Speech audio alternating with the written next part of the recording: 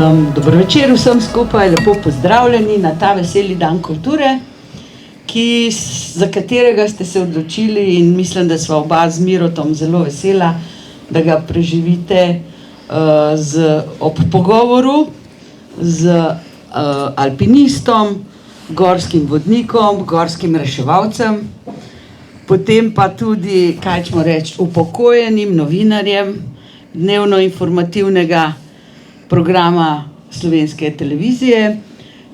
Najbrž se ga boste spomnili, ker je pokrival naše konce, a ne? In to prav v teh zadnjih letih pred odhodom v penzijo. Leta 2005 je Miro Štebe izdal knjigo Preizkušnje.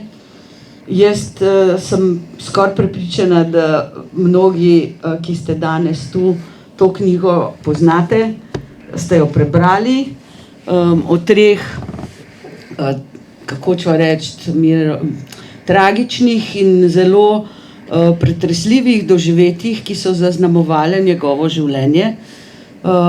In sicer o njegovem padcu pri plezanju v Kamniških Alpah na Koglu, a ne?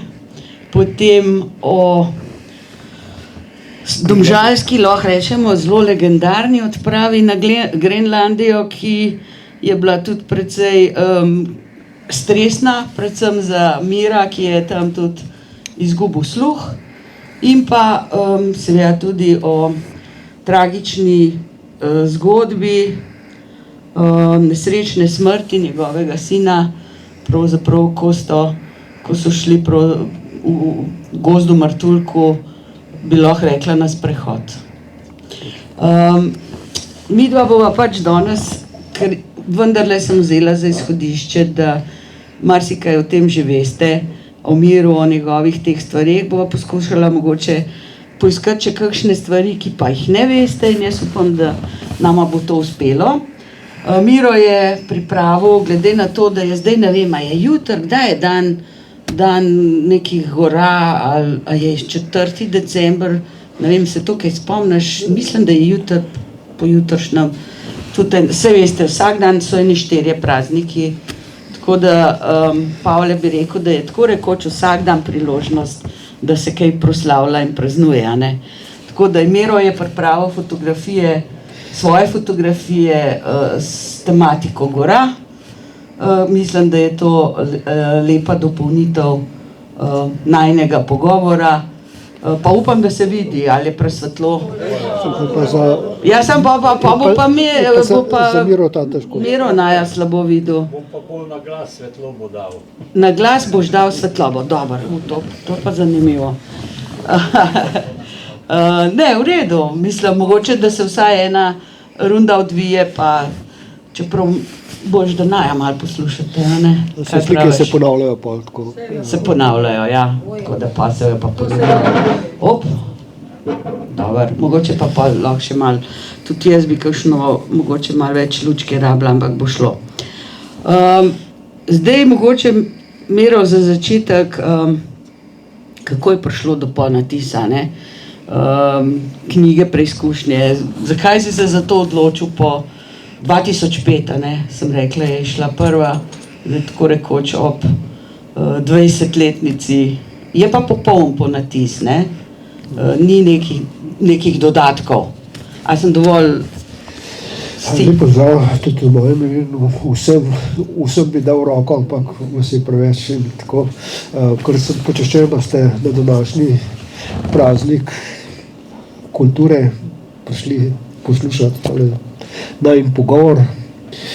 Moram upravičiti še enega napovedanega sogovornika Tima Bučarja, invalida, pa je prav zaradi danes je tudi praznik invalidov in mislil je priti, ampak potem je pa tako prišlo, da se upravičuje in vas vse skupaj pozdravljajo. No, ta Tim je pravzaprav krivec za to knjigo, da je zdajle. Pravzaprav zgodba je taka. Jaz sem pred 3 leti sem šel v penzijo in S Timom sva se enkrat tako malo pogovarjala, kaj bom jaz v penziji počel. In sem rekel, ja, ne bom pa lahko kakšno knjigo napisal. Mogoče drži malo bližje, da se bolj sliša, ne? A se slišimo? Kar daj bližje drži. Ja, lahko držim tudi bližje.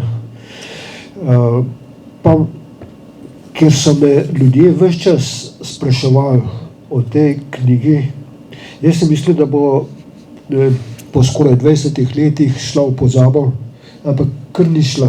Vedno znova me je kdo sprašal, ja, kje se pa da dobiti knjigo, kje pa tako, a bi jo lahko se sposoda, sorazmerno veliko ljudi se je to obračalo name in potem sem jaz tako rekel, mogoče bi pa tudi tisto knjigo ponatisnili. Tim je pa to zagrabil in rekel, bomo pa mi invalidi bomo ponatisnili to knjigo. In jaz sem nasedel temu, ker sem mislil, da imajo stvari organizirane, ko zdaj na primer koledarje prodajajo, pa vsake toliko časa tudi kakšne brošure ali pa kaj takega nošenja, sem mislil, da imajo pač svojo založbo. Sem rekel, v redu, dajte, vi ponatisnite, jaz se odpovem honorarju, ker tudi pri prvi izdaji sem se odpovedal honorarju, ker ne želim služiti s knjigo, v kateri pišem o smrti svojega sina. No in ko smo se dogovorili, da bodo oni založniki, se je pa pokazal en kup težav. V bistvu niso bili registrirani za to, imajo sicer neko samo založbo, ampak nima, ne vem, zadosti denarja, pa ne vem, tako sicer neki so z Bohorjevo družbo povezani. V glavnem, ker ni bilo denarja, hodili smo okrog raznih tiskarjev, ki so bili pripravljeni natisniti knjigo, ponatisniti, ampak kar nič. In navsezadnje smo izbrali trzinskega tiskarja Ozimka, ampak potem pa kar nič, sam dogovori so bili vse in sem rekel, ne gremo, tole je tako malo čudno vse skupaj izgleda, zakaj bi to. Ampak so šli name, ja, dajmo, se je že vse zmenjeno, pa vse tako in sem pristal, spet sem nasedel, sem mislil, da bo to v redu. No, ampak ker nikakor ni bilo tistega zagonskega denarja, sem jaz potem šel malo v akcijo in sem šel po občinah, ki sem jih kot novinar, kot dopisnik pokrival. In zahvaljujem se tudi domžalski občini. V bistvu so te občine, s katerih sem jaz poročal kot novinar, dale po 500 evrov.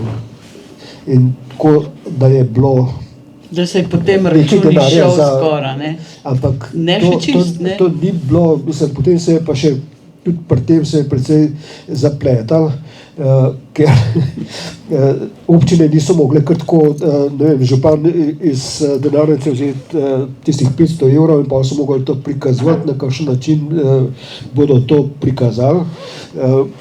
Potem so pa, eni so nakazovali invalidskemu društvu JHD, Društvu za teorijo in kulturo hendikepa, ki je založnik tega, drugi so tiskarji in tako. In bilo je, pravzaprav je še vedno veliko neznank, kako je kakšen denar bil nakazan in nobenih podatkov nimam. Tiskar enostavno pošilja še, da še ni vse plačano, ne. Občine so poslale, pa so invalidi to vzeli kot solidarnostno pomoč in so se lepo zahvalili in so pozabili poslati tiskarju. Mislim, skratka, Miro, zapleti so. Ampak zdaj izgleda, da bo, jaz tudi tole knjigo prodajamo. Ampak to ni taka prodaja, to je zdaj pravzaprav solidarnostna pomoč za plačilo knjige. Da boš zaprl to, da se bo dobro išlo, a ne? Ja, takole je včasih, če človek gre malo preveč z zaupanjem v zgodbo, ampak dajva to pustiti. Jaz upam, da se bo razrešil in jaz upam, da boš danes tudi kakšno knjigo še potem na koncu prodal. Ampak zdaj, imel si kar nekaj predstavitev, ne, ko sva se pogovarjala, sem se rekel, joj, pa je kar ustrajal, ne, saj ste bili že v Trzinu, pa ste bili v Mengšu, pa v Kamniku, sem rekla, pa si rekel, ja, pa hočem tudi v Domžalah, prav, pa sva pol prišla skupaj, sem rekla, mi smo ta zadnji zdaj, ampak kakšni so bili kaj odmevi, recimo, kako je bilo, zdaj si imel že kar nekaj teh, pa še druge so bili, še drugi pogovori, tudi v medijih nekaj malega, ne, sem videla malo. Kakšni so zdaj odmevi, recimo, glede na to, da so te zgodbe že, so večne, lahko rečeva na nek način? Ja, mislim, da sem spet kar presenečen, no, te predstavitve po občinah so to, tudi nekako sem se tudi župani pogovarjali, tudi z Renato sva govorila, da bom naredil tudi v Domžalah predstavitev, no. Potem sem mi pa Renata rekla, kar s Cveto se pogovoril, ko nekako približen. Pač, knjižnica bo to imela, tako, ampak Cveta je bila takoj zraven, sem hvaležen, ko mi smo bila tudi tako, kar kot soborca včasih, ne, ko je bila še županja, ko sem začel poročati, moram reči, da je tudi Cveta dala besedo za to, da sem jaz postal dopisnik v tem koncu. Ne. Takrat skupaj s Monikarjem sta bila zarota, da sta me pripeljala kot dopisnika v Domžale. No, drugače pa odziv spet kar dokaj dober. Vesel sem, da je tako.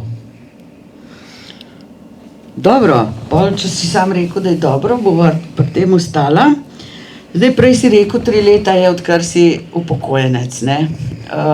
Jaz te malo spremljam, zdaj, kdo je tudi na Facebooku, tam vidimo, da Mero je kar aktiven, ne, ker marsikaj objavi, vsaj kar se tiče tega, da hodi v krog, da rad potuje, mislim, da tudi Trzinske planince vodiš, ne samo vodiš na izlete, ampak da si, a si še predsednik, tako, Ungarja. Zdaj, kaj vse te počneš takole, skratka, pestro, zanimivo, živo, najbrž ti ni dolg čas. Ja, jaz sem mislil, da je zafrkancija to, da ko si v penziji, da ti začne časa zmanjkovati. Ampak ko začaram, jaz ne vem, kako res do tega pride, ampak dejansko mi zmanjkuje časa na vse črti. Zdaj, to, ko sem že omenil, so mi invalidi veliko dela dali, tako zdaj s to knjigo imam več dela in skrbi, kot če bi šel v samozaložbi. Ja, res je. Zdaj, tudi, ker sem predsednik planinskega društva postal, bil sem prvi predsednik planinskega društva v Trzinu in društvo je bilo kar v krizi. In ko so slišal, da sem v penziji, Miro, zdaj boš pa ti spet predsednik. Društvo meni nekaj pomeni in zato sem sprejel, ampak nisem vedel, da so se stvari tako spremenile, kot so bile pred 40 leti, ko smo društvo ustanovili. Ker takrat je bilo tako, da smo skupaj entuzijasti in smo začeli delati in vse tako. Zdaj se pa kar pokazalo, da je veliko birokracije, zelo težko je in tudi problem je, če hočeš društvo oživiti, moraš voditi izlete. Jaz sem, kot je Cveta rekla, gorski reševalec, alpinistični inštruktor, bil sem vodnik, inštruktor sem bil na začetniških tečajih Planinske zveze, pravzaprav alpinistične komisije za alpiniste na Komni, Vratih, pod Grozloknarjem. Zdaj pa pravijo, ja, nimaš licence. In če hočem zdaj licenco za vodenje dobiti, moram pa začetniški tečaj delati za vodnika. In tako, to se mi kar mečkam Vrmaga, bi rekel. Mislim, glede na to, koliko sem že delal, koliko sem že vodil, in zato sem se odločil, da zdaj vodim izlete brez licence, ampak to zaradi tega, ker Slovenija se stara. In Planinska zveza vzgaja vodnike za najbolj zahtevne, najbolj take ture, ki jih pa, mladi penzionisti mogoče ne morejo. Je pa veliko ljudi srednjih let, zgornjih srednjih let, ki bi še rad živeli tudi v naravi hodili na izlete, pa nimajo vodnikov in prav zaradi tega sem se odločil, da jaz vodim enkrat na mesec planinske izlete na manj zahtevne cilje, tako da lahko zmorejo in to skozi voden, ampak zdaj je pa še en kup drugih stvari, še pa treba otroke voditi, pa treba markaciste, tako da je tega ogromen. Kar se pa potovanj tiče, je pa tako, da sem jaz, včasih sem malo več potoval, ampak pa zdaj takrat, ko sem šel v penzijo, sem rekel, no, da bom knjige začel pisati, no? In pa je pa eno leto minilo in na Silvestrovo sem delal obračuno, ne, pa presnet knjige pa nisem napisal. In je bila novoletna zaobljuba, drug let bom pa knjigo napisal. Lani je bil spet Silvestro, pa spet nisem imel knjige. A sem pa rekel, v redu, zdaj pa ne bom potoval, dokler knjige ne napišem. In zdaj je bilo, na začetku leta sem bil še na enem potovanju, ampak ker je bilo to že plačano, od takrat naprej pa nisem potoval. Mislil sem, da bom knjigo kar hitro napisal, ampak dobro je, ratal me je, dokončal sem drugo knjigo o svojih potovanjih, ni še šla in vse tako, ampak zdaj pa že lahko grem spet na novo potovanje. Prav knjiga, ki je že pripravljena v tolikšni meri, da si lahko daš sam sebi, da lahko greš. Zdaj boš lahko šel in si izpolnil sam pred sabo to obljubo in zavezo. Ja, to sem tako, sam naredil sem pa napako. Šel sem knjigo še enkrat prebrati in potem sem videl, da je majhen par stvari treba popraviti in tako sem se zdaj zapletel v popravljanje. A zdaj si sam svoj urednik? Ne, zdaj se bom začel pogovarjati o založbi, pa bomo videli, kaj bomo. Ja, vse veš, ko bo pa kakšen urednik ali urednica knjigo prijela, pa še eno popravke dobo, ponavadi je to kar tako, ne? Ja, mislim, da je s knjigami tudi kar precej dela, ne? Ker potem bo treba tudi fotografije in vse pa dobro. Malo sem že hecel na eno prijateljico Tatjano, če bi lektorirala. Jo, to pa že bo, ne? To je moja sošolka, pa njegova sodelavka, ne, bila bivša, ja. No, da vem, potem pa treba slike urediti, pa vse, tako da upam, sam letos, za Silvestro bom rekel, no, knjiga more v naslednjem letu priti med ljudi. Mi pa obljubljamo, da bomo imeli čez eno leto pogovora, ne, če boš knjigo pripravil, jaz mislim, da bomo z veseljem v Domžalah spet pripravili podoben pogovor o teh tvojih potovanjih, pa jaz tudi upam, da boš do založbe zdaj prišel, da si nekaj tega organizacijskega dela prihraniš, a ne? Ja, lej, prijel te bo za besedo. Za pogovor? Za predstavitev. Ja, tudi to bo potem treba nekaj narediti, kaj sem. Ja. Ko smo se preselili. No, ampak to je kar lepa zaveza, mislim, da recimo, da si bil toliko discipliniran sam do sebe pravzaprav, ne, ker vem, da rad potuješ, to smo spremljali, potem tudi opisuješ, ne, vsak dan objaviš zgodbo, kaj doživiš na tem potovanju, to se na Facebooku dogaja in so res tudi ogledov imaš zelo veliko, se vidi, da imaš dovolj sledilcev, ne, tako da je kaj en tak vplivnež, a veste, je že. Ne v ravni Tine Gaber, ampak blizu, ne. Ja. Ampak danes je pač to tudi pomembno. Včasih, a veste, ko se srečamo, tisti, ki smo na Facebooku, zdaj sem bila na knjižnem sejmu, pa koga srečaš, ampak ker si z njim tam, se ti zdi, da vse o njem veš, pa smo se zadnjič kar objemali, pa vedeli, kaj kdo počne in tako, ne, kot da, a veste, na kakšnih stvareh so lahko tudi družabna, te stvari, ki jih prinaša nova tehnologija, zelo koristne in ti si jih kar lotil in prijel, ne? Ja, no, tudi jaz sem, ker sem penzionist, pa nimam časa, čez cel teden sem se spravljal na knjižni sejem, da bi šel nekaj okrog založb se tudi pogovarjati in ko tik pred zdajci v soboto mi je uspel, nisem šel v hribe in sem šel in je bila taka gužva. In tako, ko sem se tam pri eni založbi začel malo pogovarjati, so jim upravičili, da mora biti tam med ljudmi, da ni nič in sem videl, da nič ne moram na sejmu. Ampak res sejem je pokazal, da ljudje zelo veliko pišajo in tudi presenetljivo se mi zdi, da tudi kar dosti berajo, če so tako, veliko so teh knjig kupovali, tako da... Je sejem vlival upanje, da ni vse tako, čeprav nekaj črnogledih sporočil je tudi iz sejma prišlo, ne? Ja, ampak tam smo naši, ne? Tam smo naši. Ja, bilo je kar lepo, ogromno, tudi za videti, pa tako, tudi kar nekaj knjig sem kupil, pa tako. Čeprav nimam časa brati. Je branje tudi, kakšne knjige pa rad bereš, recimo, če pa imaš malo časa? Ko sem bil v gimnaziji, sem bil knjigožer. Ves čas smo imeli seznam v knjižnici, kdo si največ knjig izposodil in skozi sem bil na vrh. In po izposoji knjig in tudi potem, koliko sem jih prebral. No, kasneje se je pa ustavil zaradi teh službenih obveznosti pa tako, in ko sem bil novinar, sem jaz dobil zelo veliko knjig, ker sem bil na predstavitvah knjig in tako, in to knjige, ki so me zelo zanimale, pa tudi kupoval sem praktično, če se je dal, sem vse planinske knjige kupil in sem jih nalagal na kup, to bom pa v pezi prebral.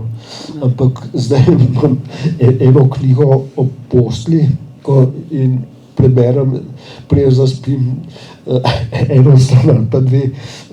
Mislim, zdaj pač berem knjigo o Iranu.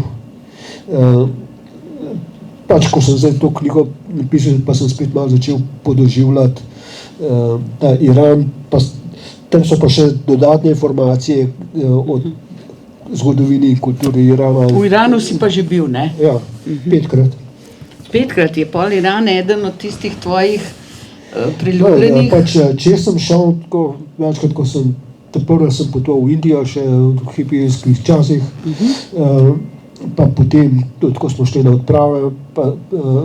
Je bilo tudi čas blizu ali pa čez Iran, ne? Ja, tako, sem pa zdaj, lani sem pa šel namensko tja obiskati še tiste kraje, ki jih v bistvu nisem poznal, ampak so, temelj človeške kulture, bi rekel, civilizacije, ker Iran leži v neposredni bližini plodnega polmeseca, ker so se razvile prve civilizacije. No, in tudi iranski imperij je bil prvi tak imperij, ki je tako mogočno zavzel tako velika prostranstva. Malo večje območja, ja. In tudi moram reči, da so precej prispevali k naši kulturi. Tako takrat so tudi pač ohranjali so to znanje Grčije, stare Grčije in tako. Medtem ko je bila Evropa v srednjem veku, so tam gojili znanost, matematiko, zvezdoslovce, vse. Poezijo tudi, ne? Ja. No, krasne pesnike imajo, ja. V Širazu smo obiskali grobnico Hafeza. Hafiza, ja. Rad sem bral gazele, to še v gimnaziji. Iran ima veliko stvari za pokazati, s tem, da je pa zdaj ta režim je pa tak, da ni človeški. Čeprav je bilo zanimivo, vsi so me malo opozarjali, pa da ne bo nič, ne.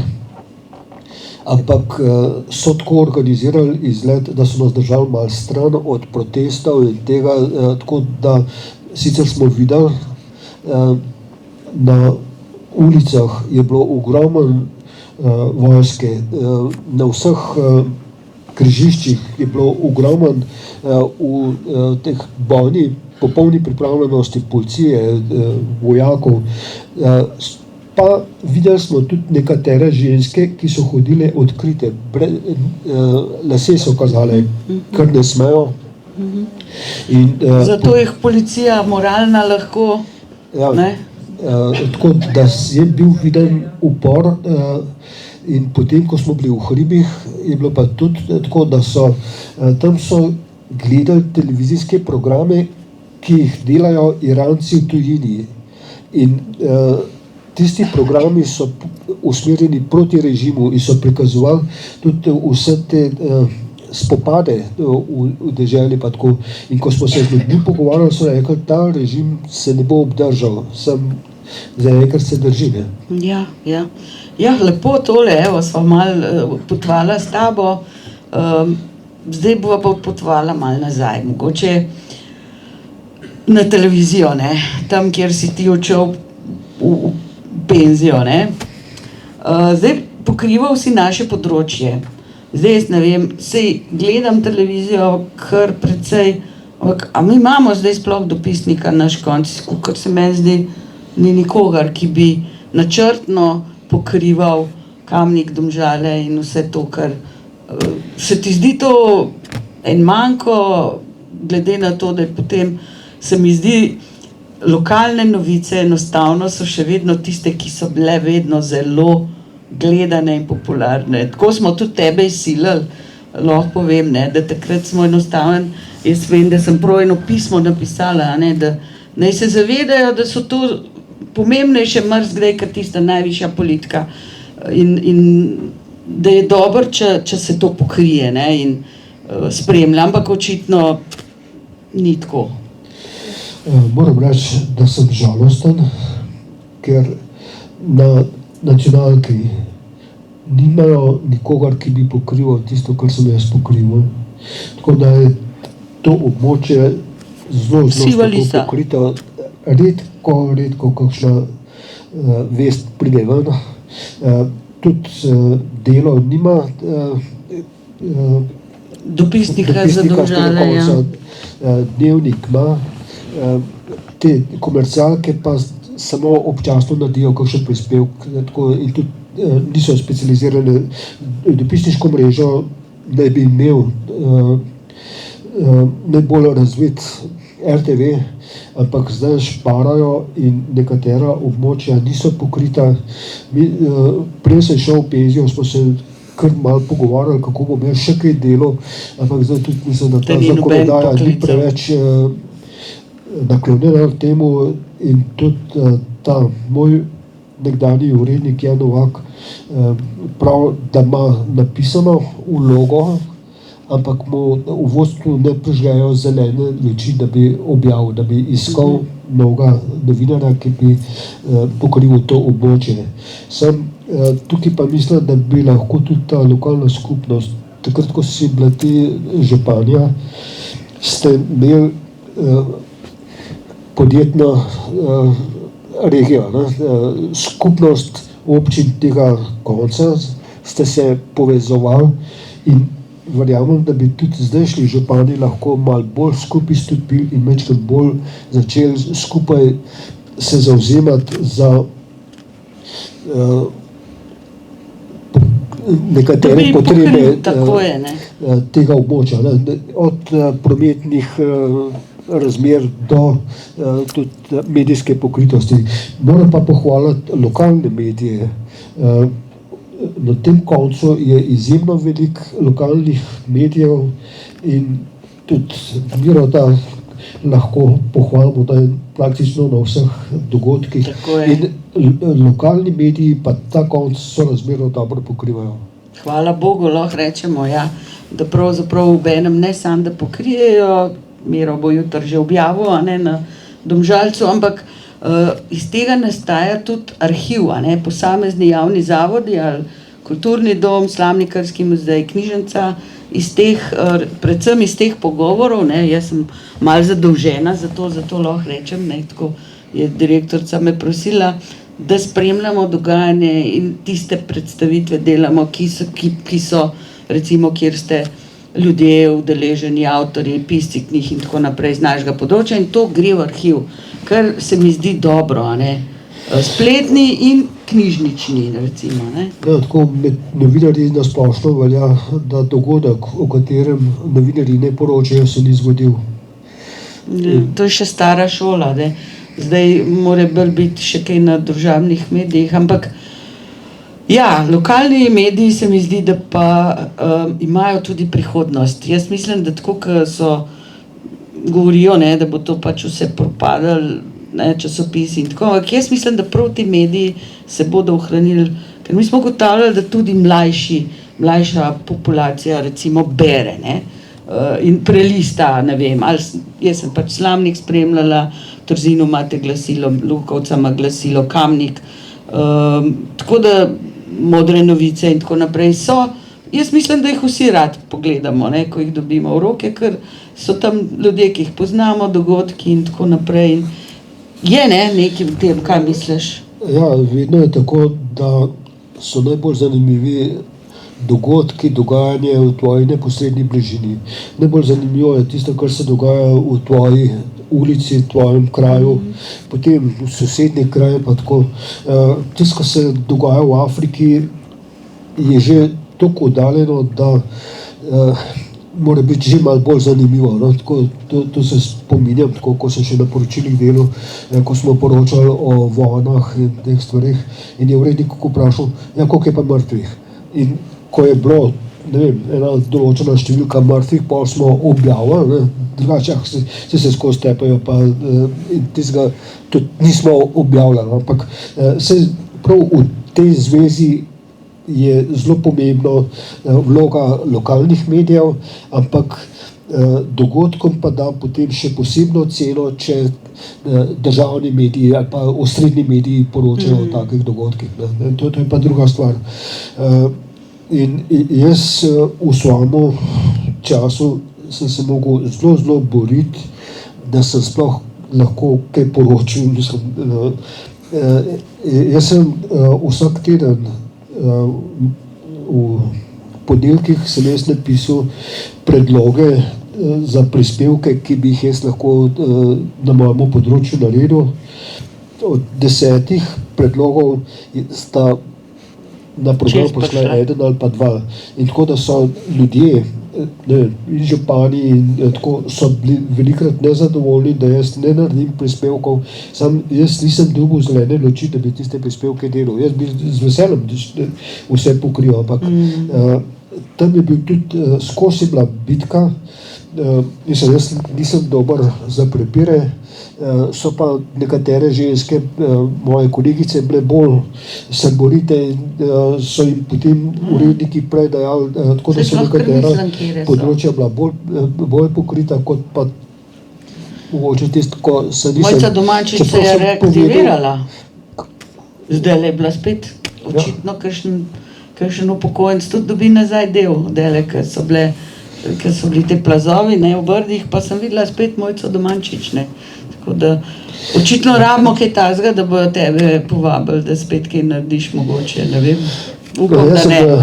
Po ta drugi strani, čeprav javno, kako mi časa zmakuje, je tudi lepo biti penzionist. Dobar, zdaj mogoče še par besed, preden greva pa potem res na knjigo. V teletekstu si tudi delal, ne, to ni za pozabiti, tam si bil pa ti tako rekoč od samega začetka, ne, malo ste ga že pozabili, ne, zdaj teletekst je že ugasnil, ampak je bil pa pravzaprav en znanilec novih časov, lahko rečemo na nek način. Jaz sem začel delati, še prej sem delal v zunanji politični redakciji, na televiziji sem delal, ko sem pa enkrat diplomiral, sem pa redno se zaposlil na radiju na poročilih.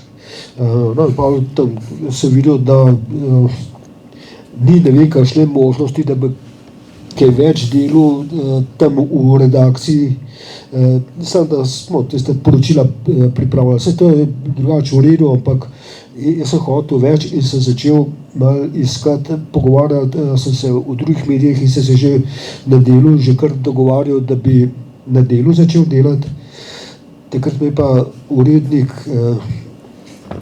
radijskih programov poklical k sebi na pogovor, rekel, slišim, da ti iščeš nekje drugo zaposlitev, imam pa predlog zate. Mi skupaj s televizijo ustanavljamo Teletekst. To je nov medij in to je skupen projekt radia in televizije in mi moramo tudi kakšnega novinarja dati, pa predlagamo, da bi ti bil naš delež, pa še eden, tako 2 novinarja ne bi šla, z radia pa 2 z televizije, pa pol honorarce. In je rekel, predlagamo pa tako, da bi bil ti dnevni urednik in jaz mislim, da je to zate krasna prilika, nov medij, ne boš več novinar, boš že urednik, in a si za to. Pa sem rekel, da se pravzaprav niti ni tako slaba ideja, da vidimo, kaj je, in sem začel. In bili smo takrat tako dost pionirji, veliko stvari smo se mogli razmisliti, tako, kako bo program izgledal, pa te stvari, ampak je bilo zelo luštno, čeprav smo bili na nek način 5. kolo televizije. Ja, odrinjeni na stran, ampak mi smo se vse, bil je zelo dober kolektiv, dobro smo se pobrali, še zdaj se dobivamo in tako. In res je bilo fino, mene malo skrbelo, ko so bile večinoma punce, sem mislil, da to bojo samo čeblale in tako, ampak potem moram reči, da je bilo zelo luštno in da je bilo to pravzaprav mogoče moje najlepše obdobje. Delovno, ne? Delovno, ja. Dobro, zdaj pa pejva malo k knjigi in skušajva nekaj o knjigi še povedati. Že prej sem omenila nekako 3 take preizkušnje, res velike preizkušnje, ki so te v življenju doletele. Zdaj bova potem še o 4. mogoče govorila, ki jo pa ni v tej knjigi, pa bo najbrž v naslednji, tisti, ki je zdaj že ki je že nastala. Vse te 3 so bile zelo na robu, če tako rečeva, ne? In ti si se skoraj pri vseh 3 mogel zelo potruditi, da si se pravzaprav postavil nazaj na noge, če tako rečeva. Ampak kje recimo si iskal moč, energijo, voljo za to, da pravzaprav se ponovno dvigneš, greš naprej? Nobena ni bila preprosta, ne? V bistvu so bile vse te moje preizkušnje take, da bi lahko se usedel pa jokal, ampak jaz sem Trzinec, Joži, in Trzinci se ne damo kar tako. Ko sem po padcu se zbudil v bolnišnici, nisem videl, po 14 dneh, ne? Kako? Koliko časa si bil tudi v komi, ne? 14 dni sem bil 14 dni v komi, ne? Ja. Pa vas poloman. Nisem videl, kje sem, no in pa mi je sobovnik s sosedne postelje povedal, da sem v bolnici, pa povedal mi je, da imam zlomljeno hrbtenico. In ko sem to slišal, sem se zelo strašil. Teprve sem pomislil, da sem hram. Spomnil sem se tudi, da se tako, malo pred to nesrečo sem bil jaz na odpravi v Hindukušu in takrat sem dobil od doma sporočilo, da je prijatelj, ko je tudi iz Trzina, da je imel prometno nesrečo in da je imel zlomljeno hrbtenico in je bil potem hrom na vozičku. Ampak tisto pri njemu je bila ta smola, da od takrat, ko so ga vlekli z avta, so mu hrbtenjačo pretrgali. No, jaz sem pa tudi najprej pomislil, da sem hrom, ker sem poskusil premakniti nogo, pa jo nisem mogel, ampak šele kasneje sem ugotovil, da imam tudi nogo v gipsu, ko sem imel gležen zlomljen. Pa tudi glavo sem imel povito in tudi nisem bil ugibljiv. In od začetka sem premislil, da sem hrom, ker sem imel tudi glavo poženo 11 cm prepočene glave. Tako da je bilo vse skupaj čuden, ampak potem sem pa počasi začel migati in sem videl, da nisem, in sem mislil, mater, kaj imam srečo, da nisem čist hrom, ampak sem se zelo bal, da se bom pa večkrat premaknil, pa bom pretrgal, tako da kar nekaj časa se nisem kaj dosti upal premikati. Kasneje so mi pa povedali, da je hrbtenjača ostala cela, imel sem prelom, kompresijski prelom 11. vretenca, tako v bistvu je bil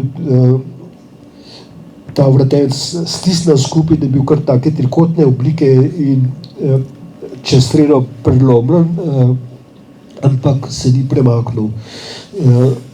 Zdaj, iz lastnih izkušenj sem vedel, da se prelomi kosti sorazmerno hitro zacelijo. Smo praktično vse kosti že polomljene in tako ponovadi že po 14 dneh bilo zaraščen, tako da sem videl, da se mi verjeten ta prelom celi, tako postavil sem zmer bolj koražen, tako da sem v bolnici že, skozi sem eksperimentiral, koliko lahko naredim, skozi sem mislil, bolečina je meja, ne. In tako da sem se lahko že najprej tam, trapezko je, da sem se na tistem trapezu dvignil, pa potem sem se že usedel, pa sem tudi obremenil noge in pa sem začel hoditi in sem s tem sosedom sva hodila že po cesto v klinični center na Perh, potem je bil pa pregled, je zdravnik meni prišel, pa me je začel tam, a bi se vi tako malo lahko usedel in jaz se lepo usedel, krasno, lepo, kaj pa če bi mi vi malo nogo obremenil, pa sem jaz nogo obremenil, rekel, krasno, odlično, vi pa dobro nas predvidujete, in pa rekel, lahko stopite, in sem stopil, tako, odlično, mi bomo vas pa zdaj že kar odpustili in boste šel v zdravilišče, pa boste tam okreval. Pa malo boste začeli kar prve korake delati. Takrat se je pa sestra okrog obrnila, pa se začela režati in pa bom pa povedala, da mi dva že na Perh hodila. Da vidva že malo korakata. In naslednji dan sem dobil odpustenco. Ampak v toplice šel pa vseeno lahko. Ja, bil sem žalosten, da nisem šel v toplice, sam v Sočo sem mogel hoditi. Je pa tako, moram pa povedati, moja sestrična je fizioterapeutka in mi je tudi nekaj bolj pojasnila stvari, kako je. In hrbtenica sama prenese približno 30 kg obremenitve, ostalo so pa mišice. In pač bilo je treba ukrepiti mišice, ko na nek način so me pri padcu tudi mišice malo rešile. Ker so bile pa... In jaz sem takrat potem zelo veliko delal te vaje za hrbtenico in tako, da sem se poskusil na noge postaviti. Mislim, tudi tako, da se vrniti v normalno življenje. Takrat sem jaz tudi mislil nehati plezati in sem prijateljem že začel deliti svojo plezalno opremo, pa posebej vodniki za smeri so bile takrat, so bili zelo uredni, ker jih ni bilo tako, kot je zdaj. Sem jaz to že delil okrog, ampak nisem mogel živeti brez hribov.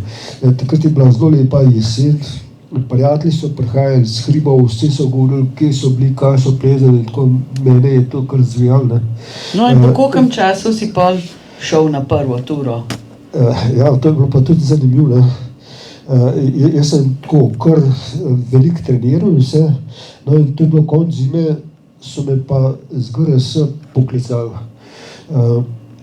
Pod Kokoškim sedlom je nekoga pobral plaz in ker je bila ta reševalna akcija, so za iskanje v plazu se rab veliko ljudi in takrat jih fajn, če ti ljudje znajo postopati. Jaz sem pa poznal, in so me vprašali, če sem jaz počutil sposoben, da bi šel jaz tudi pomagati iskati. In sem prav vesel, sem šel nazaj in smo iskali pod Kokoškim sedlom, ampak je bilo toliko snega, da sonde so šle do konca noter, ampak nismo zadeli tega, tako da so ga šele spomladi potem najdali. Se pravi, prva stvar po tvoji poškodbi je bila pomoč drugim in reševanje.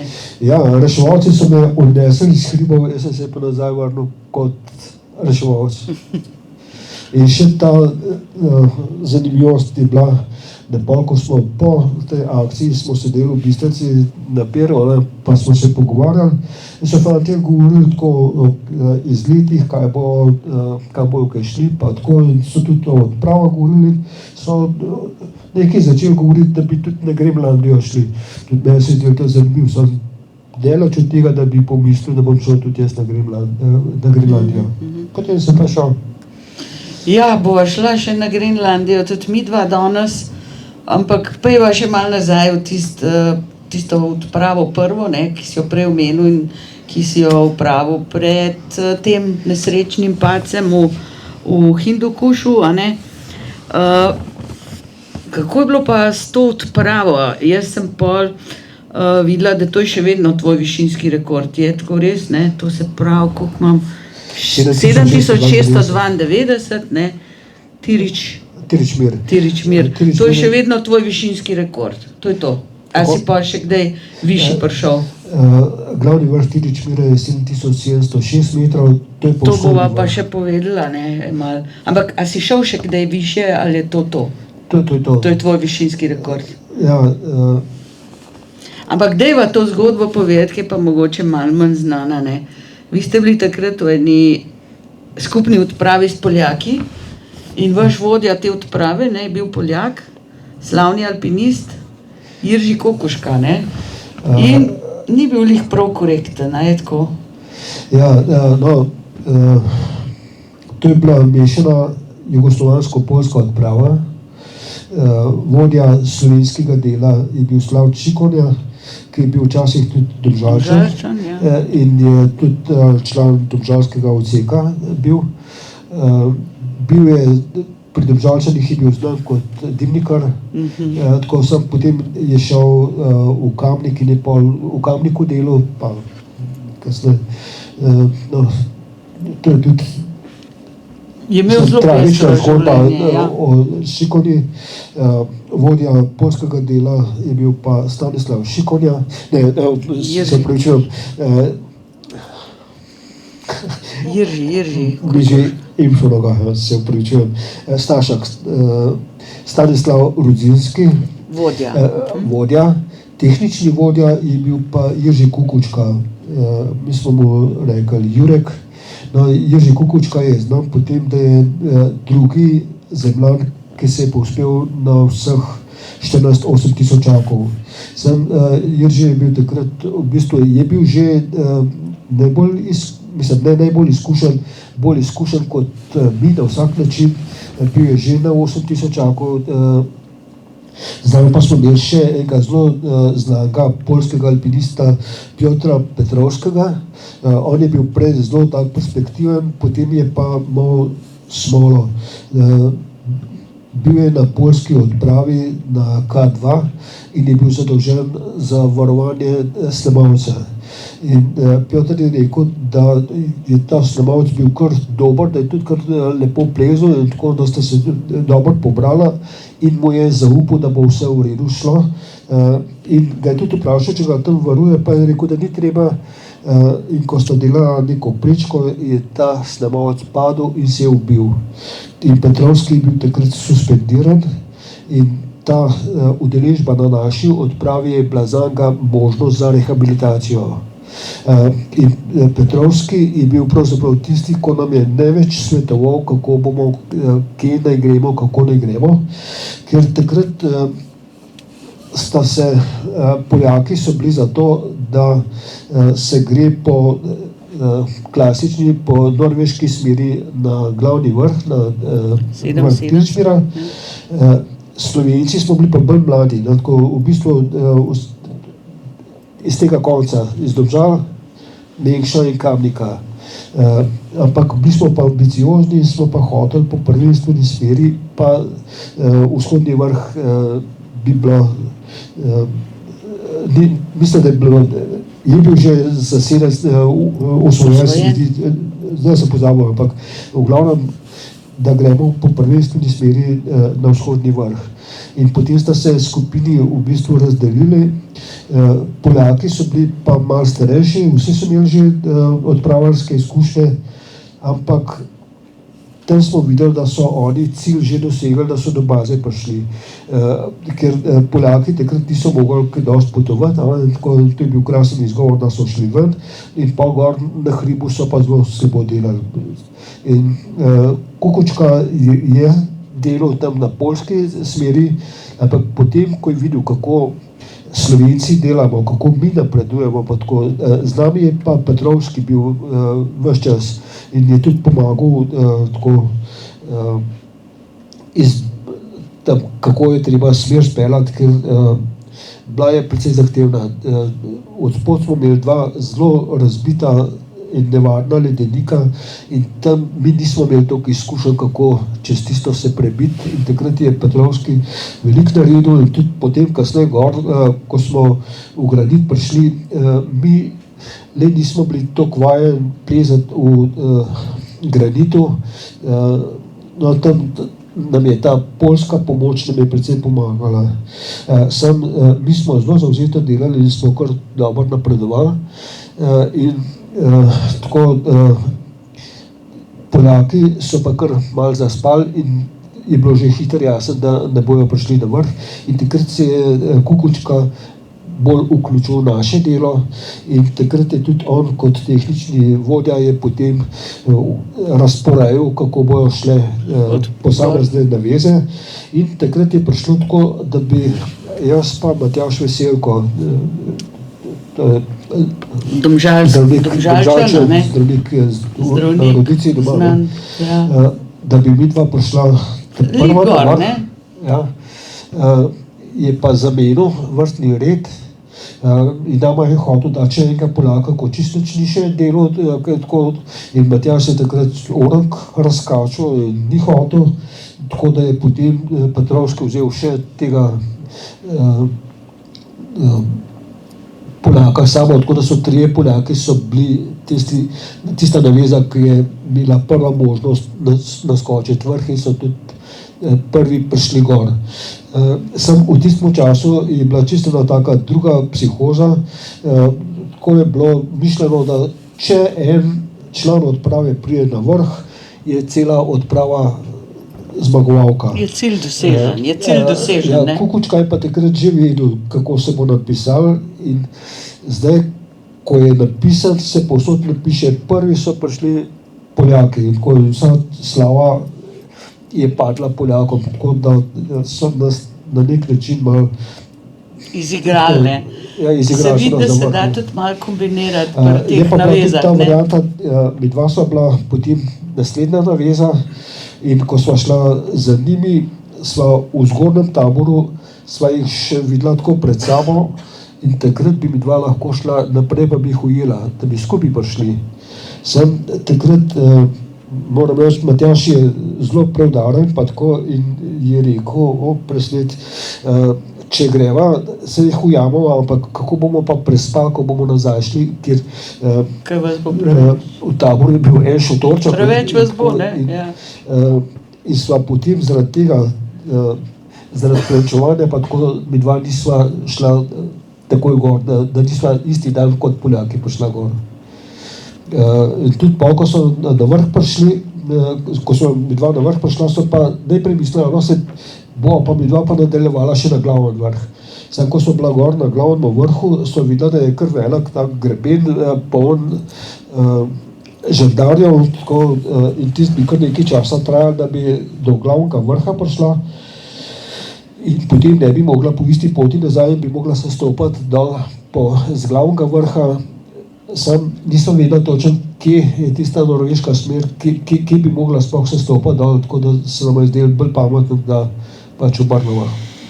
Dobro, jaz mislim, da je bilo dobro, da to zgodbo poveva, ne? Ker vse čas tudi ni idealno in samo tako, ne? Sploh, kadar se takole gre za malo večje stvari, pa še celo za nacionalno zgodbo in ponos, ne? Ja, to je enostavno.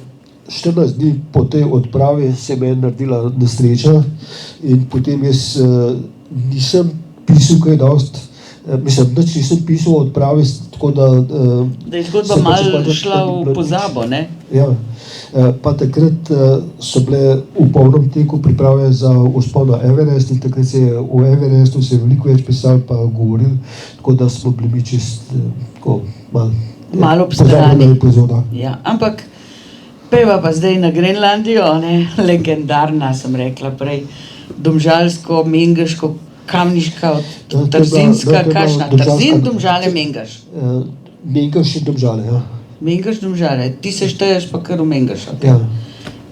No, vsaj takrat smo To je bili bila še, prva domžalska odprava. smo bili še skupna občina, ne? Skupne občine. Ja, tako je. In ta odprava je, sej, zdaj je bila obletnica, kdaj je lani, predlanskem, ni tako dolgo. 81. 81, no. Ja, drug let bo pa petka. Ampak na tej odpravi si ti pravzaprav spet imel, kaj rečeva, zgodbo, ne, tako, kar precej.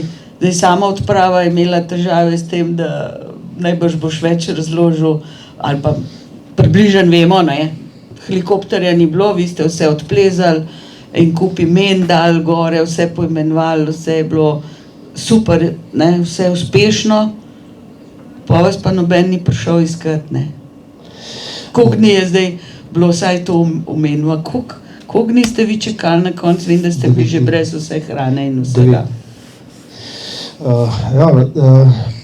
Moram povedati, da vodja odprave je bil Stane Klemenc in je zelo dobro naštudiral vse te priprave in takrat smo imeli srečo, da so Danci so takrat na Grenlandiji dobili močnejše helikopterje in zaradi tega smo mi imeli možnost, da letimo precej deleč kot prejšnje odprave pred nami in tako da smo mi prileteli, imeli možnost obiskati gorsko skupino, ki jo še noben drug ni obiskal. Stane je zelo dobro naštudiral te satelitske posnetke, pa vse te stvari, ne vedel, da je ta skupina visoka. No in smo šli tja. Tam smo 20 dni zelo intenzivno plezali in smo bili na 25 vrhovih kot prvi ljudje. Imena so bila pa sama naša, domžalska, je bilo tako? Ja, ker vrhovi niso bili poimenovani, smo jim lahko dali naša imena. Najvišji vrh v skupini bi rad poimenoval slovenski vrh, ampak ker so bili pred nami Zasavci in so že usvojili slovenski vrh, smo mi dali takrat ime jugoslovanski vrh, nam pa pele slovenska smer. Pa je kar tako zahtevna, plezala sva jo z Markograd, ne? Markogradom, ja. In tako tam smo splezali tudi Domžalski vrh, ki je višji od Triglava, ne? Trzinski vrh, Mengeški vrh. A ste slišali še enkrat? Domžalski vrh je višji od Triglava. To damo lahko tako, evo, Miro naslov za jutr. No ja, poimenovali smo tudi po puncah, pa tako vse. Ampak Trzinskega ste tudi imeli, ne? Ti imaš Trzinskega. Jaz smo velike izbire za imena, ne? Ampak enemu vrhu smo pa na koncu dali ime vrh 9 dni. In to je pa spomin na 9 dni čakanja. 20. dan smo mi vsi veseli prišli, ko smo za konc smo boljše vzpone šparali in tako smo pa kaplali v bazo, vsi smo se hvalili, kaj smo vse zlezali in tako in bili smo zelo zadovoljni uspehi odprave. Hitro smo spakirali in potem se je pa začel čakanje. Helikopterja, takrat, ko bi mogel prileteti, ni bilo. Bo pa jutri priletel. Tudi jutri ga ni bilo, pa naslednji dan ne. In pa se pa, najprej smo se zelo hecali tam, zakaj ni, ne more punce pustiti, ali pa kaj, sem zgubil se, pa tudi tako, zmer bolj nas je skrbel, nismo vedeli, kaj je pravzaprav narobe. Pri nas je bil lepo vreme in vedeli smo, da so po Zasavce prileteli tudi, ko je bil slabo vreme. To se pravi, vreme ni razlog, da ga ni. Tam smo, mislim, mogoče je pa napaka pri Koordinatah kakšnih. ja, zato ker mi smo imeli kompase, pa so se igle kar vrtile, ker smo bili preveč blizu pola. Severnega pola. In tako, čeprav smo verjeli, da imajo helikopterji boljše aparature, ampak vse, spet eno uro imamo že. Ja, sej bom jaz, ti kar govor. Enostavno razmišljali smo o razlogih, zakaj helikopterja ni, ampak nismo vedeli. Imeli smo ogromno časa, bili smo tam v času grenlandskega poletja in ni bilo noči. Sonce se je sam približal obzorju, pa je spet začel vzhajati. In tako, za noč smo vedeli, da je, ko je bilo hladno bolj. In mi smo takrat sam kartali. In tako, da smo jaz, na primer, zdaj, ko igram tarok, nič več ne šteje. Od takrat naprej nič več ne šteje, ker važno je bila samo igra pa izgubljanje časa. Tako, no, in takrat smo le videli, da je nekaj resnega in smo potem, ja, zdaj moramo pa hrano malo omejiti. Hrane nismo imeli veliko, ker bilo je tako, da je bilo treba plačati vsako kilo, ki jo je helikopter pripeljal, zaradi tega sta brata Veselko, Matjaž pa Borut je takrat medicino doštudiral in sta bila ona dva kot ekonoma in sta pretehtala, koliko kilokalorij na dan bo kdo pojedel. Ob normalnem odhodu. Mečkaj več kot za alpiniste, ampak tako, imeli smo do grama točno preračunati, koliko imamo lahko hrane s sabo. Potem smo pa imeli malo sreče, ker ko smo plezali, najprej smo vzeli s sabo, čisto kot je bilo običajno tukaj pri nas, še kuharje pa tako, in pa smo na prvi turi smo začeli topiti vodo in se zelo počasi talil sneg in tako smo pa kar vodo popili pa star zdel. In od takrat naprej na ture nismo več jemali kuharjev pa tudi hrane. V bistvu smo s sabo jemali sem take mehne tube medu smo imeli pa čokoladke. In pa smo pa plezali tam, ker je bil tak neskončen dan, smo mi lahko tudi 18 ur plezali. In tako, da se začel plezati smer, bile so pa po 1000 metrov visoke smeri in smo plezali, dokler nismo zlezali.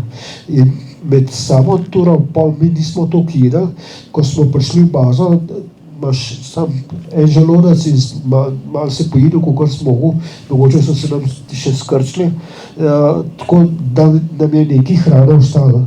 Ampak zdaj, ko helikopterja ni bilo, je bilo treba omejiti in sta spet Matjaž pa Borut sta preračunala, da lahko vsak po 500 kilokalorij na dan poje.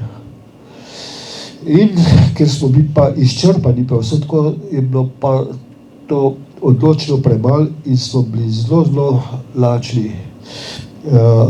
Ko fantje so začeli kopati, ko smo imeli eno gnojno jamo, za odpadke smo imeli na robu baze in takrat v času izobilja smo tam metali ostanke noter in so fantje začeli tam kopati, če se da kakšen grižljaj dobiti.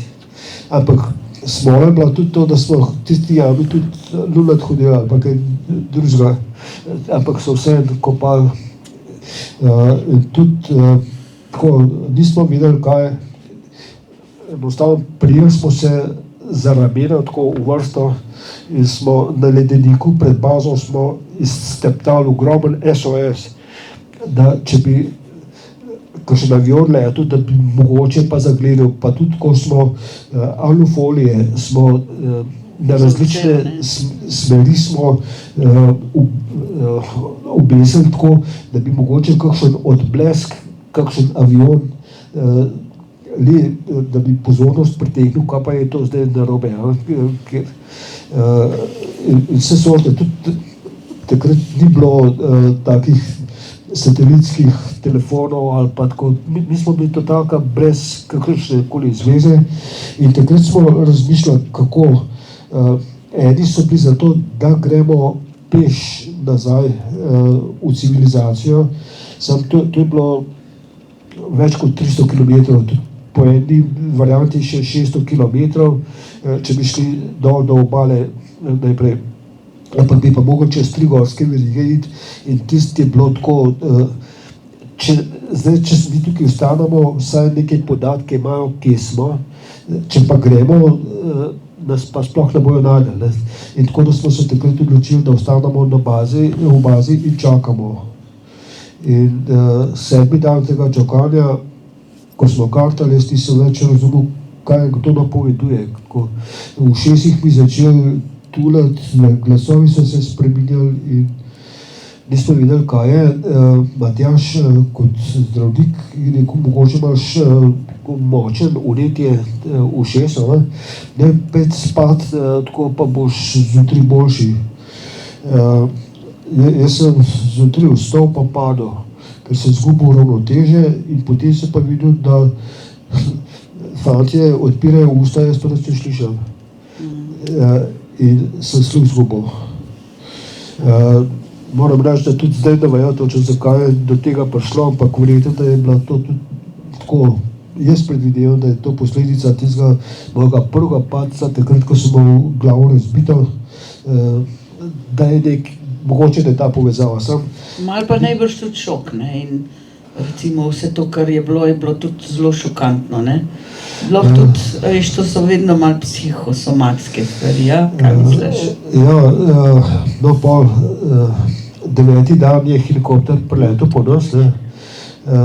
Zakaj jih ni bilo? Moram reči, da takrat zjutraj sem jaz slišal, ko je Stane odprl šotor, pa je rekel, šajba je. Tako, ne vem, a sem se domišljal to, ali sem res slišal. Slišal pa sem ropotanje helikopterja, ko je priletel. Takrat so fantje se čisto ponoreli, pa tako, jaz pa sem bil pena, da sem mogel kaj dosti premikati, tak. No, ampak, ko smo leteli in smo prileteli v Angmasalik, to je... Sam še dokončaj zgodbo, zakaj so vas pustili 9 dni v enem stavku, zakaj helikopterja ni bilo, vsaj za tiste, ki jo še ne poznajo, mogoče v enem stavku 2. Je bilo slabo vreme in helikopter je poskušal leteti, pa je se vračal in potem so nam to tudi hoteli zaračunati, ta poskus reševanja. Mi smo bili pa 1200 metrov višje, in smo pa bili lepo vreme. Bil je šok in ko smo domov prišli, sem bil v bolnišnici in po 11 dneh so me odpustili, da bom trajno 100% gluh do konca življenja. In to naj bi bilo popolna, ne? Ampak ti se spet ni zdal, ti si pravzaprav spet tako treniral, da si kar precej vendarle neki sluha dobil nazaj, ne? Kako je pa to recimo bilo, kaj si počel, da si poskusil? Jaz nisem mogel pristati, da bom, čeprav na nek način sem verjel, da bo tako, in takrat sem jaz punco, ko sem pustil, sem rekel, luštla je, tako bo dobila kakšnega normalnega človeka, ne pa, da se bo z mano ukvarjala in tako. Ne vem, takrat sem mislil, da bom kar v osami živel, pa ne vem, mislim, čudne predstave samo tako. In moram reči, da sem bil zelo tudi ganjen, ko mi je napisala, nisem stavil zaradi ušes. Se zelo lepo ampak jaz sem takrat ona bo imela s kom drugim boljše življenje kot pa z mano. In sta šla narazen? Ja, mislim, da so prijatelja, smo še pa tako, da sem pač. Kasneje sem se zelo poskušal tako, da bi sluh se mi je začel postopoma vračati, ampak je tako zelo nihal, vse sorte je vplival na tako enkrat sluh se mi malo začel vračati, najprej nizki toni, potem pa zmeraj višji. Doma smo imeli eno tako piščalko, pa mi mama vsak dan igrala tone na tisti piščalki in pa spet en ton višji slišal. Sam pa sem šel pa pod tuš, mrzl tuš, ko sem pod tuša prišel, spet nisem več slišal. In sem rekel preklet, mraz mi škoduje. Kaj pa delu, recimo, da je vendarle še, a je bilo to čisto samo od sebe, ali si vseeno, recimo, s kakšno metodo se trudil, da si ga priklical, ne nazadnje, najbrž te to tudi v poklicu ni bilo lih preprost biti novinar in ne slišati, ne? Zakaj se mi sluh vrnil, je pravzaprav še nepojasnjeno. Isto nepojasnjeno. Sluh se mi ni v celoti povrnil, tako da imam še vedno precej hudo okvaro sluha. Če bi se rodil s tako okvaro, bi bil gluhonem. Ker pa sem jaz že slišal, pa tako znal govoriti in tako sem se lahko potem nazaj na nek način, čeprav veliko stvari jaz ne slišam, ampak sem ponosen, da sem kljub taki okvari lahko kot novinar prišel do penzije. Ja, res je to. To je bilo kar spet eno tako trmasto, tvoje trmasto, a ne, vztrajanje. A si mogoče še glede te tretje zgodbe, a ne, ki je pa najbolj tragična, najbolj absurdna, najbolj taka, ki je pravzaprav bila res nenavadna, a ne, greš na sprehod in se zgodi tako tragičen slučaj, kot je bila smrt potem tvojega 5-letnega sina, ko pravzaprav se odkruš skala in je to, kako danes vidiš to, a ne, da taki slučaji so se kar kopičili, kako jih danes vidiš iz ene razdalje in najbrž tudi iz trenutka, ko so žalovanja in te stvari, te faze že čez. Kaj je bilo? Zakaj misliš, da se to sploh v življenju tako nakopiči? Ne vem, mislim, to najlažje je, če rečem, da je usoda, ker jaz sem bil, tako kot alpinist, sem bil neštetokrat v hudi nevarnosti in tako vse kamne so leteli okrog mene, smrdele po žveplu in tako, ampak ni bilo nič, sem preživel in vse. Pa gremo na nedeljski izlet z otroki, pa iz stene pade kamen, to je tudi isto malo glavcev. To je res, to je pa preizkušnja, v bistvu najhujša in take preizkušnje ne privoščam nikomur. Verjamem, da je res tole ena najbolj žalostnih, težkih stvari. Čeprav moramo živeti naprej. To se ves čas dogaja. Poglejte, vsak dan slišite poročila iz Palestine, toliko pa toliko so jih pobili, med njimi toliko otrok. In spravo mater, ljudje se ne zavedajo, kakšna tragedija to povzroča, kaj to pomeni toliko otrok zgubiti, tako, to je grozljivo. Mislim, pa ne samo zdaj Palestina, tudi kjerkoli druge so največje žrtve in ne vem, to je res taka težka preizkušnja, ampak takrat, ko smo najhujš žalovali, takrat, mislim, življenje izgubi smisel, brali smo knjige o življenju po smrti, pa take zadeve, vse sorte.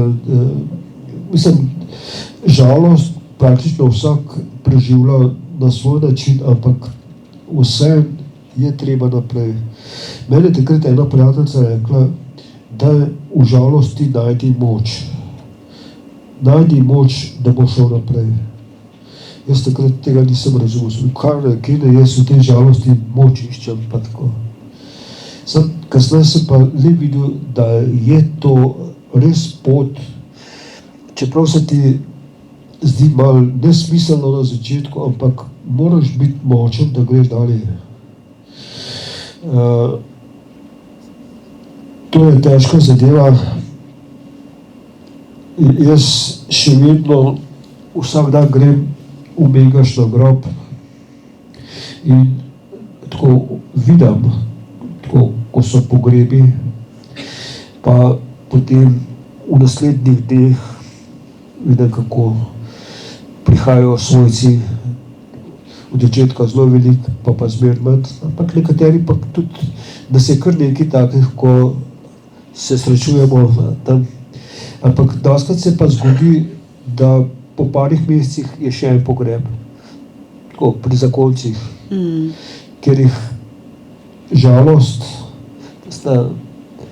izguba jih zlom In grejo in za njim. potem grejo tudi oni. Sam pač, jaz mislim, da je vsak človek dobi neko poslanstvo, vsak mora vse ugotoviti, kakšno je njegovo poslanstvo in da mora to speljati do konca. Po drugi strani pa tudi, da vsak človek dobi križ. Vsakmu se zdi njegov križ najtežji, ampak mislim, lahko pogledaš malo okrog, pa vidiš, da imamo vsi neke težave, križe, ampak istočasno imamo vsi tudi v sebi moč, energijo, da ta križ prenesemo do konca.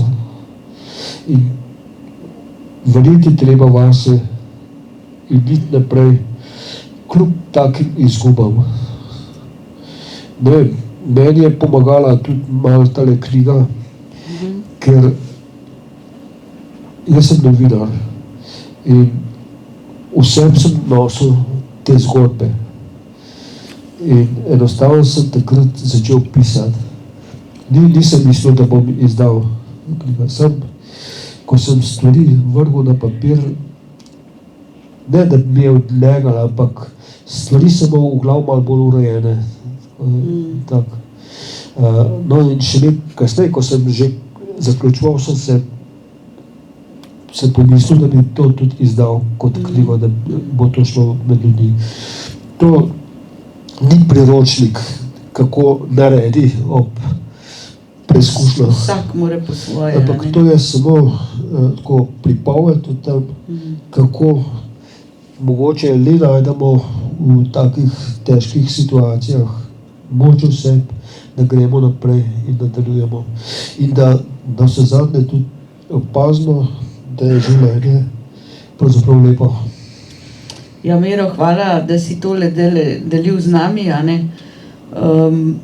Ni lahko najbrž tudi po toliko letih ponovno govoriti o tem, ampak v bistvu to je bila tudi tista spodbuda, ki ti jo je Tim dal, a ne, ki je rekel, še enkrat knjigo izdaj, da še ljudje to berejo.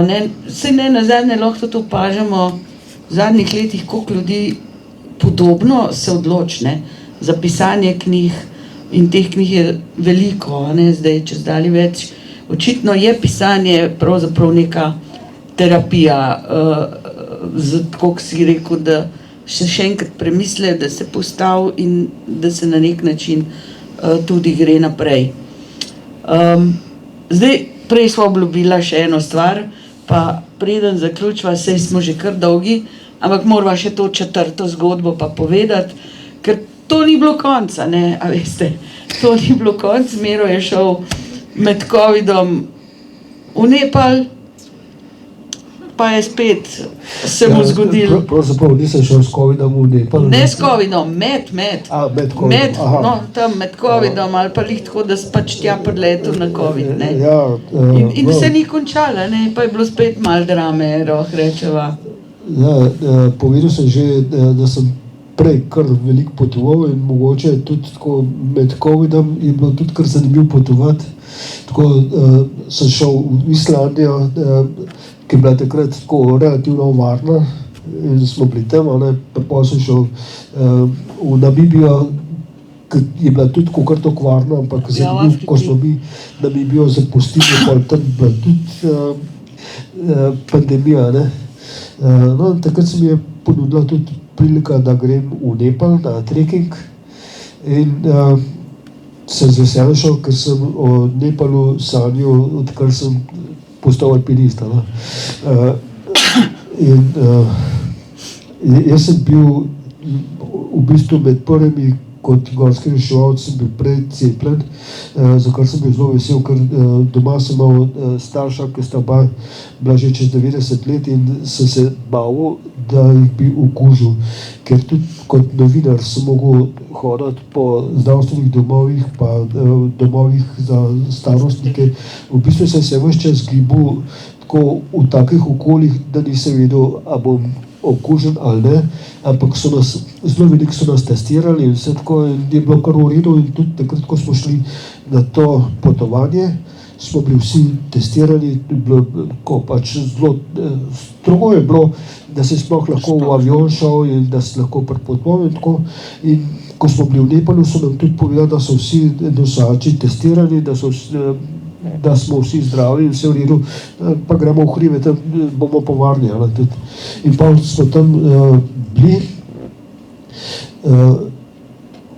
najprej smo šli do jezer Gokju, pa na Gokju-ri, vrh 6000-akov, mislim, malo pod 6000. No, pa smo se pa spustili v dolino Kumbo, tam smo pa začeli srečevati ljudi, ki so se vračali, so nam rekli, da je korona začela se in da zapirajo deželo, da moramo se obrniti, ker da bo čez 2 dni lockdown, da bojo zaprli meje, da bodo ustavili letalski promet. In mi takrat nismo vedeli, kaj zdaj v 2 dneh mi ne pridemo do Katmanduja, pa smo šli naprej do baznega tabora pod Everestom, pa nas niso noter pustili, ker je bilo v taboru 300 okuženih. V Basecampu, res? No, ampak smo mi vse rekli, gremo še na Kalapatar, ker smo imeli 5 pa še nekaj. 5-600. Tak razgleden vrh gor in smo šli gor, ko smo dol prišli, je pa vodja dobil ukaz, da moramo se stopati dol do ene vasice, kjer nas bodo s helikopterji pobrali. No, mi smo pa pač začeli se stopati, sam vreme se je pokvaril. Smo pa sporočili, da ne gremo še nižji dol, še eno vas nižji dol. Smo megli, v sneženju smo do kje prišli, čez noč je lepo snežil, zjutraj je bila megla in smo dobili ukaz, da še nižji dol gremo. Čeprav takrat, ko smo začeli hoditi, se je razjasnil in takrat se je Abu Dhabi, eden najlepših hribov, se tako krasno pokazal. Mi smo pa imeli tudi načrt, da bi šli do baznega tabora pod Abu Dhabi, ampak nič, spustili smo se dol v dolino, do ene tekbočija vasice, tam šerpovske. No in tam so nas helikopterji pobrali in so nas odpeljali najprej v Lukno, pa potem v Katmandu. Takoj, ko smo prileteli v Katmanduju, je bilo vse zastraženo, vse tudi z vojaškim spremstvom so nas odpeljali v kliniko, ker so nas testirali za korono. Ampak to je bilo zelo natančno testiranje, pa tako kaj takega pri nas na vseh teh testiranjih nisem doživel, ker so bili tudi ti medicinci so bili ločeni od ljudi in so tako čez z rokavicami so ti dejali stvari, si mogel sam v nos, pa mislim, zelo zapleteno, ampak zelo natančno, pa z ust so imeli brise in se. No, ampak pa smo se vrnili v hotel, zjutraj smo pa, ko smo se dobili, da bi en čarterski polet, da nas odpeljajo domov, ampak preden smo šli na letališče, so nas še zapeljali do klinike, da bi dobili ta potrdila, ta pa pozitiven, po nami kažejo. In vse so se umaknili od mene, prišli so tam v skafandrih medicinci in so me odpeljali. In jaz nisem nič slabo počutil, nisem verjel, da sploh karkoli, ampak hec je bilo tudi, da jaz tudi prej, ko sem bil cepljen, ampak karkoli, jaz nikoli nisem nič čutil, te drugi so imeli zmer težave, jaz pa nič ne. In tudi tako so zahtevali, da me ne še enkrat testirajo, pa niso hoteli. Zaprli so me v eno sobo in sem mogel tam biti in vsake toliko časa kakšna deklica v skafandru, tako da sploh nisem videl, kakšne obline imajo in tako, in sem tako, mislim, dolg čas je bilo. Koliko dni si pol bil tam zaprt? Bil sem 10 dni sem bil tam. Skoro sem zahteval, da me ne še enkrat testirajo in tako, no in pol je dan sem. Avion je pa odletel, ne? Tvoji so šli, ne, domov? Ja, moji so šli Čarter je domov, ampak je odletel. bilo pa zanimivo, da ko so domov prišli, so bili 4 iz te skupine tudi okuženi. Sam sem bil v koroni doma, ne. Jaz sem pa tam bil. No in potem so me testirali, pa mi niso hoteli povedati, kakšni so rezultati. Imam pa enega prijatelja iz Katmanduja, pa mi je po SMS-ju sva si pisala in je napisal, da pozna ljudi v kliniki in da bo poprašal, kako je. In čez nekaj časa mi je sporočil, you are negative. Ja, mate, pa lahko grem, ne. Pa medicinci niso nič odreagirali, jaz sem povedal, da vem, da sem negativen, da me ne spustijo, pa niso hoteli. Noč, mogel sem 10 dni tam biti, potem na koncu me pa niso testirali, ampak so me spustili, da sem dober. Ampak zdaj je bil, Katmandu je bil zaprt, povsod so bile blokade in tako, s tem, da jaz sem se lahko kot tujec, sem lahko šel mimo tistih blokad, tako. In pa sem se vrnil v hotel, ki sem ga poznal, ne. In pa je bilo pa treba najti možnost, tam z agencije so imeli enega človeka, ko je iskal. Takrat je bilo v Katmanduju je bilo 6000 turistov ujetih. In vsi smo hoteli domov, letalski promet je bil ustavljen, ampak so posamezne dežele reševale svoje državljane s čarterskimi poleti. In zdaj so ti predstavniki agencije dobili, da bi s Qatarfly jaz lahko odletel v Madrid. Sem rekel, sem da v Evropo pridem, pa tam se bom že znajdel. Povedal so, ja, letalsko karto boš mogel plačati, pa je draža, boš govoril, sam da dan prijem.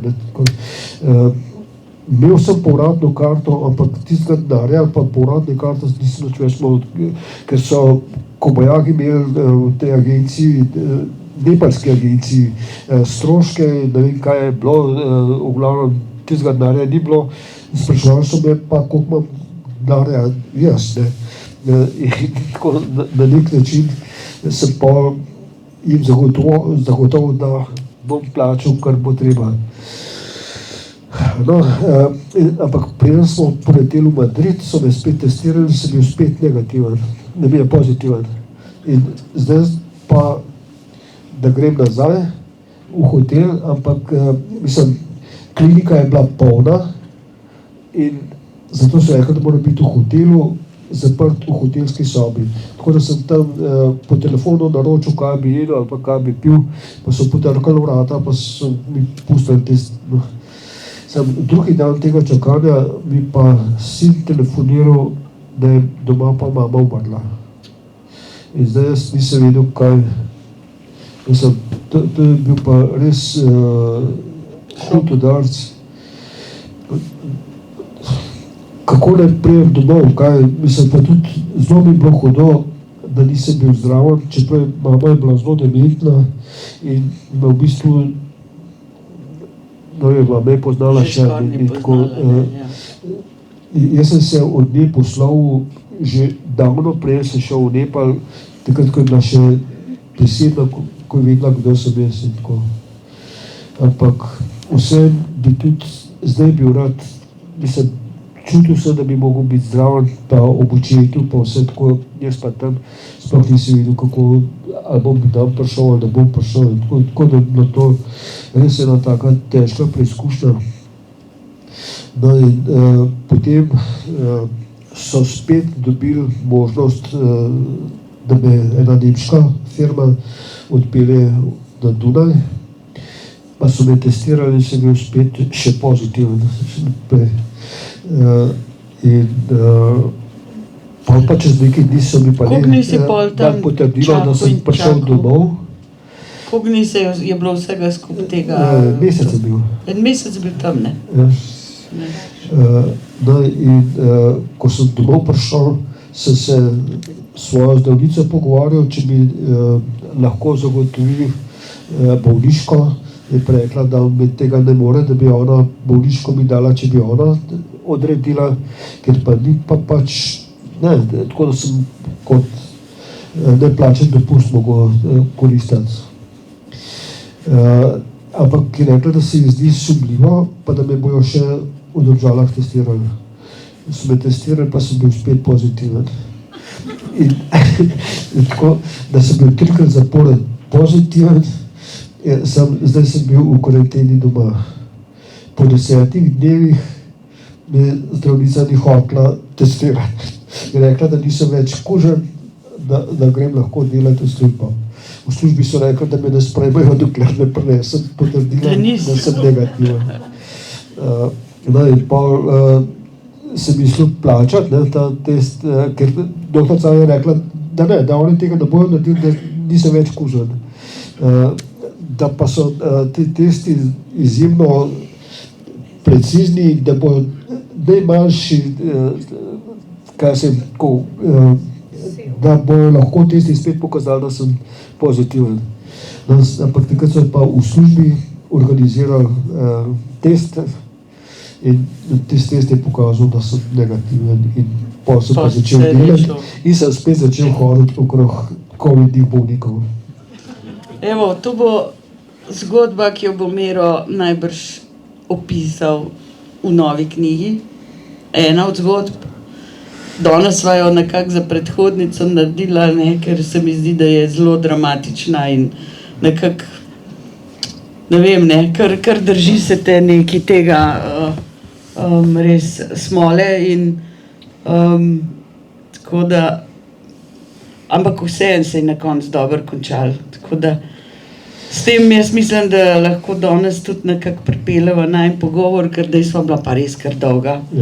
Ampak Miro je dober sogovornik in mislim, da je bil zanimiv in da smo zvedeli veliko novega. Jaz sem malo razmišljala, kako narediti, da ne bo tisto, kar si že večkrat povedal, ampak najbrž upam, da je bilo še kaj tudi za vas novega. In se ti zahvaljujem za to, da smo ta prazničen, lahko rečemo, zame je praznik, kultura je praznik, ta večer preživel ob tvojih spominih, ob tvoji knjigi. Mogoče bi reče, vidim, da držiš, bi reče kaj povedal ti za zaključek? Hvala tudi tebi in hvala vsem, ko ste vzdržali. Naj povem, da sem imel po tem Nepalu enkrat predavanje, pa je pol na koncu en prijatelj rekel, no, Miro, zdaj imaš pa še en poglavje za svojo knjigo. In jaz sem res to se usedel in sem napisal. In sem mislil vključiti v to knjigo. Sem pa, ko je prišlo tako s temi invalidi, pa tako je ta knjiga brez sprememb, razen to, da je napisal, da sem zdaj penzionist, prej še pisal, da sem aktiven novinar. In tisto zgodbo sem pa vključil to novo knjigo, ki je še čaka na rojstvo. Jaz mislim, da mu vsi skupaj želimo, da knjiga v letu 2026, ki je zdaj pred nami, ugleda luč sveta, da mogoče še kakšno dodaš, da greš še čim na več tur, ne. Zdaj vidimo, da na pol ilegalno vod penziče po hribih, a ni to žalostno. Sem pa že več teh zgodb slišala, ja, da mnogi izkušeni starejši vodniki in vse to, kar ti si še reševalci, inštruktor, vse, ampak zdaj pa kar nankrat ne zna nič in ni sposoben niti 10 penzičev peljati na Veliko planino, a ne. Tako bi skoraj zgledali, malo karikiram, ampak mogoče zato, da se koga kaj prijeli, da se pa le kaj spremeni, no. In da teh birokratskih ovir, ki si jih nastavljamo drugemu, je pa res malo preveč. Tako da, hvala Miro, vse lepo želim tudi vam, kar se mene tiče, je to zdaj le zadnji večer, pogovorni pred novim letom, zato tudi že malo teh želja vam dajemo. Nekaj smo jih za januar zdaj le že pripravljali, danes sem usklajevala, pa mogoče sam še to pristal je Vido Repanšek, da bova imela v muzeju, mislim, da super kolekcijo njegovih fotografij in je rekel, zdaj pa cel mesec samo to delo pa zberu, ima kar veliko materijala o naših koncih, ker je pokrival predvsem pa stržence, poudarek bova dala na trženci. Potem je Tina Bregant, ena zdravnica iz Nožic, hči Janeza Marolta, če se spomnite, ki so izdali knjigo o Homcu, zgodovinarja, no, ona je pa knjigo o možganih, da je napisala. In pa še ena mi je danes rekla, da bo prišla in to bo pa še Vera Vojska po februarju. Tako da, če boste malo spremljali, pa probali kje uloviti, ste toplo vabljeni. Hvala lepa, pa lep večer vam želim še naprej. Hvala. Ja, pa, če kdo knjigo kupil, pa toplo vabljen, da na Miro tokle nosu dam. Če kdo...